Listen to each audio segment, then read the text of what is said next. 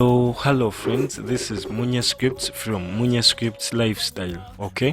And today we are also going to be looking at a blog that is basically referred to as where does creativity come from, okay? As a creative person, where do you think that creativity comes from, okay? So if you have an argument, so we can like drop a comment, drop maybe a thumbs up, okay? So basically this guy continues and says, oh, he's trying to tell us maybe what is it this is like trying to tell us where he thinks creativity comes from, okay? So many people have tried to explain the source of creativity. In the past few years, there has been a lot of research on the topic, but just as much remains a mystery, okay? And many questions remain unanswered. Knowing the state of play can significantly boost your own creativity and creative process. Knowing the state of play can significantly boost your own creativity and creative processes. This article explores some of the recent research and combine it with creative experiences in order to get a deeper understanding of just how creativity originates with us, okay? So here we go. Creativity and ideas. The chicken and the egg. Okay? So which comes first, creativity or ideas? I believe ideas. So creative ideas are born out of experiences. These experiences are far from perfectly formed or aligned. Tolkien started this wonderfully when he wrote about the process underlying his creation of the Lord of the Rings. One does not write such a story from the leaves of trees yet to be observed, okay, nor by the means of botany and soil science, but it grows like a seed in the dark from the forage of the mind. From all that has been seen or read, okay, along forgotten down into the depths, doubtless, okay, there is much to choose from as with a gardener, what one throws on one is personal composite heap. Okay. So basically, ideas inspire creativity, and it is better to have too many than too few, okay? Are you getting that? Ideas inspire creativity. It is better than to have many than to have few. On the other hand, without creativity, ideas cannot exist, okay? Making your ideas into reality means giving them wings and transporting them into the real world. That is why it seems impossible for me to separate ideas and creativity or put one above the other. It is an absolute symbiotic relationship. The world around us. Okay, so the study of creativity can be traced back to the Aristotle, who saw creativity as the product of natural laws. Okay, Plato, on the other hand, regarded it as a kind of inspiration and madness. Okay? Since then, scientists and academics have studied creativity, and many theories have been proposed to explain it. The discussion goes far beyond academia. There are experiences and accounts of creative people themselves to consider. Okay.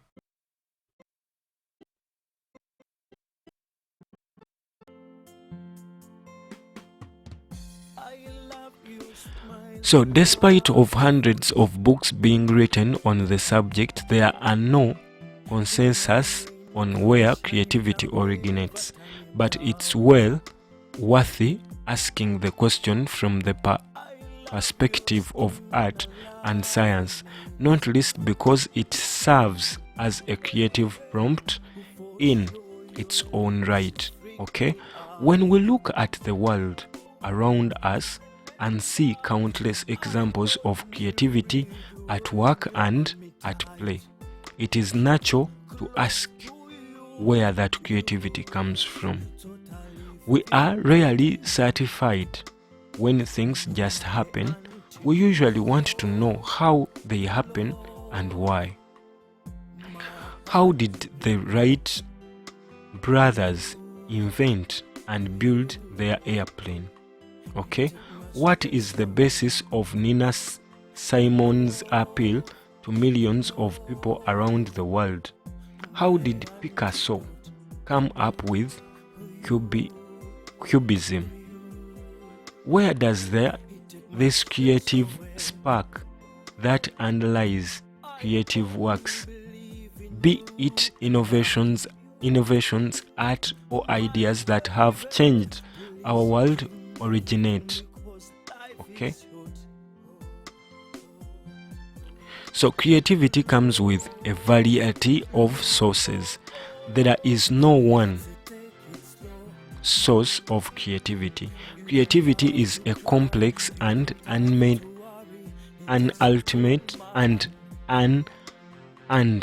ultimately many withhold from us some of its greatest secrets.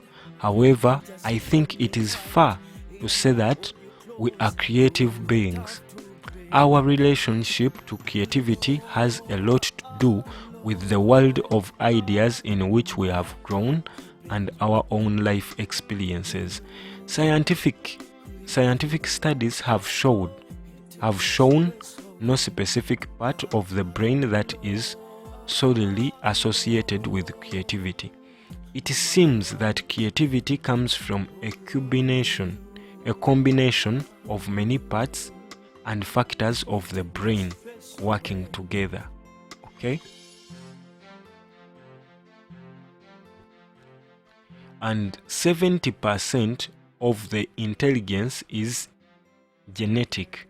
Okay?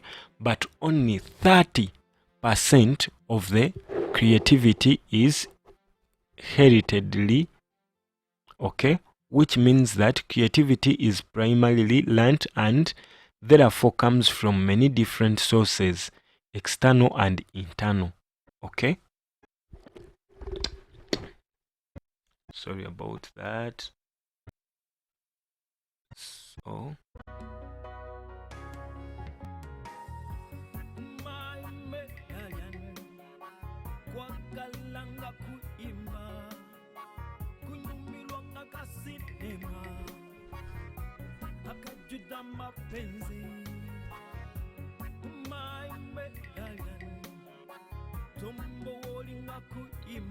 okay, basically these are songs that I sing.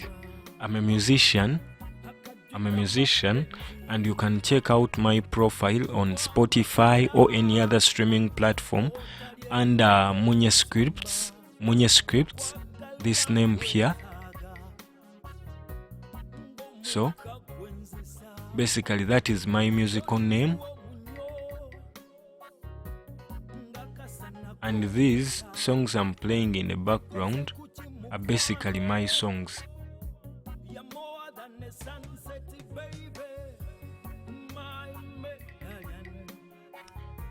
Okay, so we go back this side.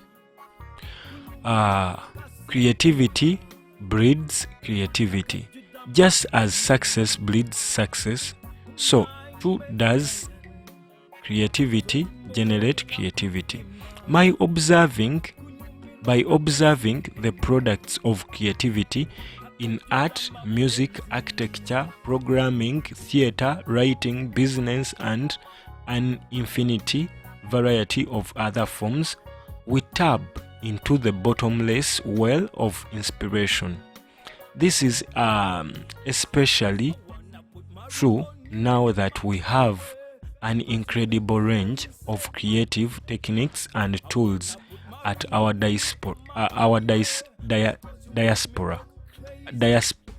at our disposal. Almost every expression of creativity is at our fingertips. Okay? This has advantages and disadvantages. Filtering out quality from junk is a huge problem. Okay?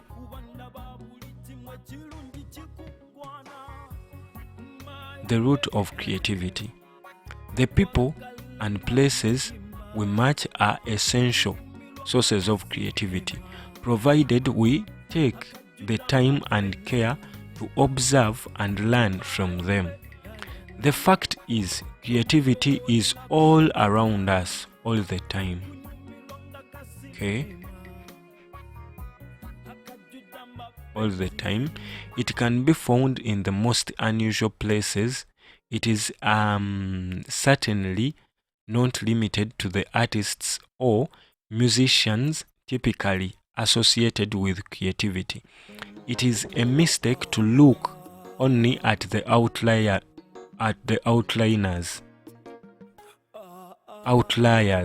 Okay?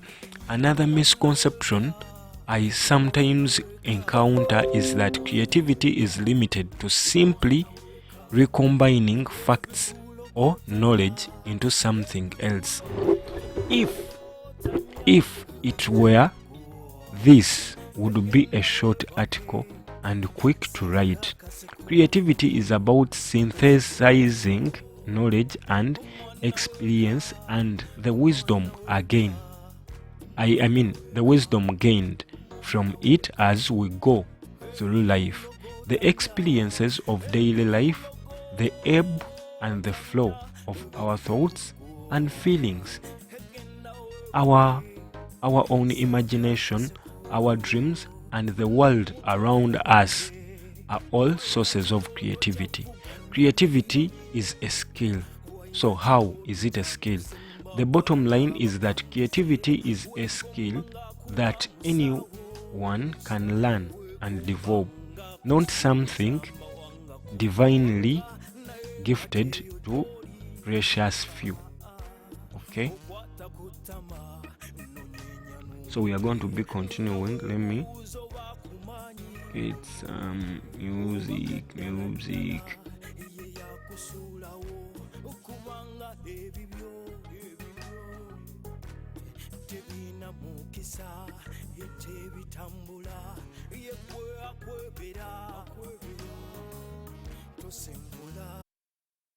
So those are basically my songs, and you can check them out on any streaming platform. So creativity is a skill. Okay, the bottom line is that creativity is a skill that anyone can learn and develop, not something divinely gifted to a precious few. Okay, not to mention the fact that we cannot avoid creativity. We cannot avoid our creative destiny. We are born with creativity deeply embedded in us. Albert Einstein, 1879 to 1955, famous for developing the theory of relativity, believed that every child is born a genius. Sir Ken Robinson, famous for the TED talk about why schools kill creativity, but it allocately when he said,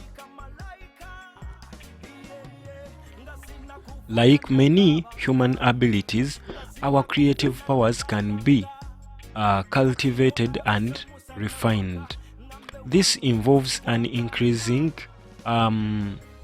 mystery of skills, knowledge, and ideas. Creativity is about fresh thinking. It doesn't have to be new to all of humanity. Through that, always a bonus, but certainly to the person whose work it is. Okay, then we need to let our imaginations soar. So if we go back a little bit, we are all born creative, but it seems that some of us allow ourselves greater latitude of imagination than others. Imagination is more than just a sense of whimsy and fantasy. It is more about looking at the world in novel ways. Exercising our imaginations is the key to creativity. We need to let our imaginations soar, okay? In the business and in the technology world, people have tried to define the essential skills of creativity among them. Okay? Clarify the ability to identify a problem or challenge worthy addressing. Replicate the ability to output existing things into a new context. Okay? Elaborate the ability to connect seemingly disparate things together to create something. Okay? So I think that is one. Then so let me try to end with, do creative people have different brains? And another one is, creativity can pop up unexpectedly. So let us start with, do creative people have a different mind? White matter makes the connection between different brain structures. The better the areas of the brain are connected, the better and the faster the brain can process information. In the creative process, a well-connected brain can allow you to bring more ideas together faster. Your brain forms connections and changes throughout your life. Creative activity can stimulate communication between different parts of the brain.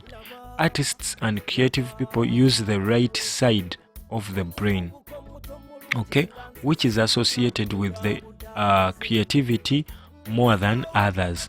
But does that mean creative people literally have differently wired brains?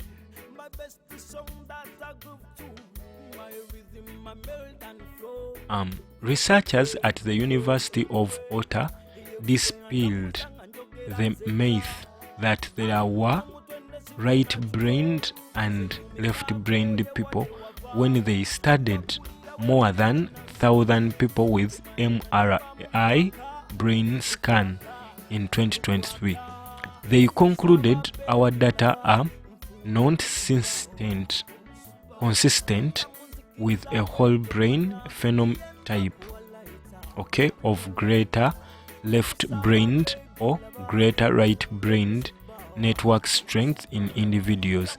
In other words, we all use both sides of our brains and none of us have stronger side. Okay? However, we use our brains in another matter entirely. Creativity can pop up unexpectedly. One of the great things about creativity is that it resists all attempts to show up on demand. Okay, on demand. It tends to show up when you least expect it or when you need it most. This is why creativity is so powerful and why it is so important to harness, okay, your creative capacity. All kinds of activities can build that capacity.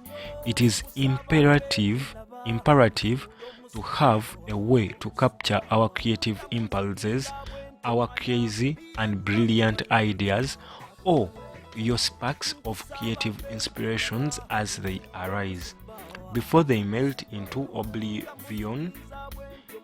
Remember that the story of poet Coleridge, who, while writing the famous poem Kubla Khan, which appeared to him in a dream, was interrupted by a workman from the English village of Pollock. When Coleridge returned to his chair, he found that the grand and inspired version of Kubla Khan, which had been supplied to him by his muse, had slipped away. He felt he left us a shorter and less perfect version.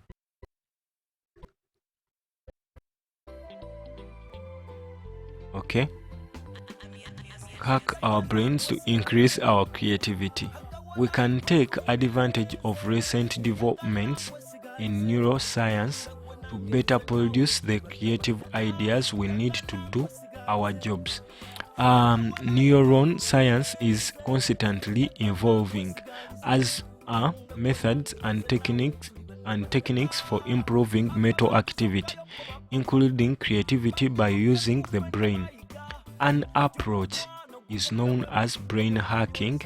We might call what follows below creativity hacking. Okay, so at least we have tried to look at creativity and learned something about creativity and how we can come up with a lot of stuff that has been looked at. So please, if you find this channel a bit relevant and worthy it, give it a like and remember to subscribe, okay, to be like getting ideas about different ways we can create. And this channel is all about creativity. And thanks for watching. We love you so much. We love you. Thank you.